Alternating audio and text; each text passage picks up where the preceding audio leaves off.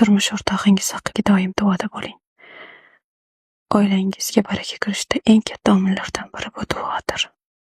Malika, 7 minutda mahallangizda bo'laman. Domingiz orqasida olamiz. Xo'p.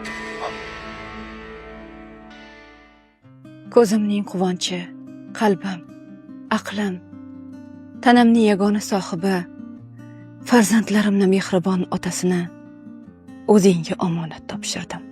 Ey mehribon Robbim, mening hojamning qalbiga eng go'zal hislar va sakinat solgin.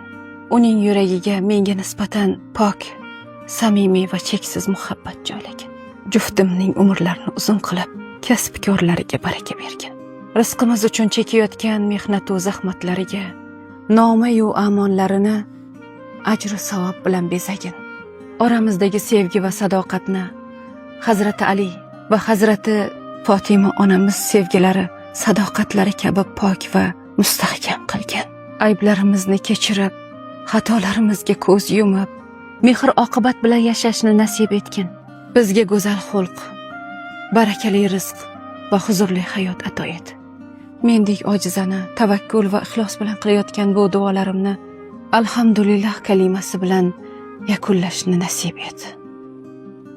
Amin.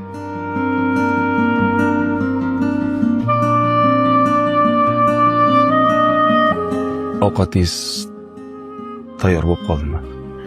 Choyxonaga boraman deydiz-ku. Ovqat tayyorlamagandim. Choyxonaga bormayman. Nima yegiz kelyapti? Siz tayyorlagan har qanday ovqat.